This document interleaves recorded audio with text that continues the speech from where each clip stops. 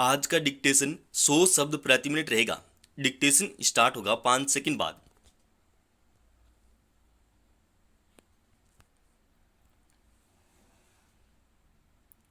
Start. भारतीय reserve bank ने फिर अपनी मौद्रिक नीति में कोई बदलाव करने से परहेज किया है। 10वीं बार रेपो दर को यथावत रखा गया है।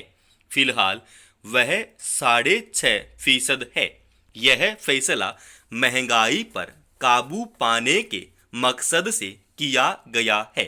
रिजर्व बैंक ने अगले 2 वित्त वर्षों में महंगाई के 4% से ऊपर रहने का अनुमान लगाया है। नई मौद्रिक नीति की घोषणा करते हुए चालू वित्त वर्ष में सकल घरेलू उत्पाद की पहले की अनुमानित दर को कम किया गया है। स्वाभाविक ही रिजर्व बैंक के कदम अभी ठिठके हुए हैं।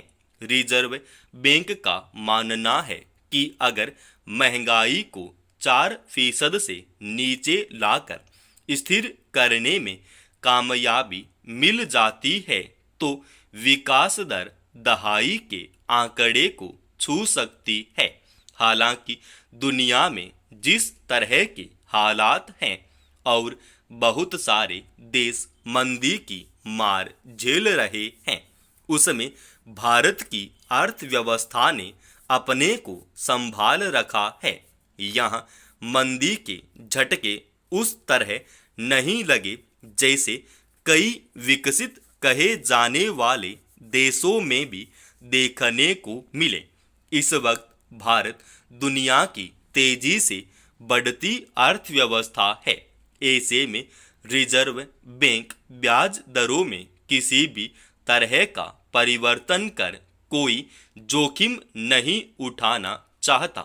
यह ठीक है कि रेपो दर में कोई बदलाव न होने से कर्ज लेकर घर, वाहन आदि खरीदने वालों पर किस्त चुकाने का बोझ नहीं बढ़ेगा, मगर हकीकत यह है कि फिलहाल रेपो दर अपने उच्च स्तर पर है। रेपो दर वह दर होती है जिस पर रिजर्व बैंक दूसरे बैंकों को कर्ज देता है। इस तरह बुजुर्गों आदि को अपने बचत खाते की जमा राशि पर कुछ अधिक ब्याज मिल रहा है, मगर जिन लोगों ने कर्ज लिया हुआ है उन पर पहले की तुलना में किस्तें बढ़ाकर चुकानी पड़ रही हैं। करीब 2 वर्ष पहले जब खुदरा महंगाई बढ़कर 7% के आसपास पहुंच गई थी, तब रिजर्व बैंक ने रेपो दरें बढ़ानी शुरू की थी।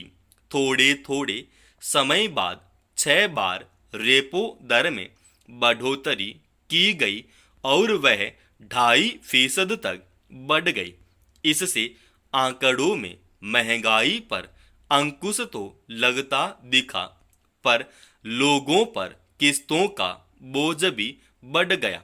लंबे समय से अपेक्षा की जा रही है कि रिजर्व बैंक रेपो दर में कुछ कटौती करेगा ताकि व्यवसायियों और नौकरी पेशा लोगों को मकान, दुकान, वाहन आदि के कर्ज का बोझ कुछ कम हो।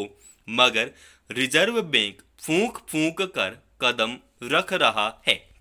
जहां तक महंगाई पर काबू पाने का सवाल है, आंकड़ों में जरूर इसे कुछ काबू में दिखाया जाता है, मगर धरातल पर यह लगातार आम आदमी की जेब पर बोझ डाल रही है। खाने पीने की वस्तुओं के दाम लोगों की पहुंच से दूर होते जा रहे हैं। अनाज, दालों, दूध, घी, खाद्य तेलों, फल सब्जियों की कीमतें उन दिनों में भी घटती नजर नहीं आती जब बाजार में उनकी आवक तेज होती है। त्योहारों का मौसम शुरू हो चुका है। इन दिनों बाजार में रौनक रहती है। कारोबारियों को कमाई की उम्मीद होती है, मगर महंगाई की मार का असर उस पर दिखता है। फिर थोक महंगाई और खुदरा महंगाई के बीच कोई तार्किक अंतर नजर नहीं आता। ऐसे में केवल रेपो दर को यथावत बनाए रखकर रिजर्व बैंक महंगाई को काबू में रखने की अपनी कोशिशों में कितना कामयाब होगा, दावा नहीं किया जा सकता। समाप्त। दोस्तों, इस डिक्टेशन का पीडीएफ फाइल हमने हमारे Telegram channel study with HP Swami पर डाल दिया है और उसका लिंक वीडियो के डिस्क्रिप्शन में डाल रखा है। और रोजाना आप ऐसी एडवांस डिक्टेशन के लिए इस चैनल को आप अभी सब्सक्राइब कीजिए।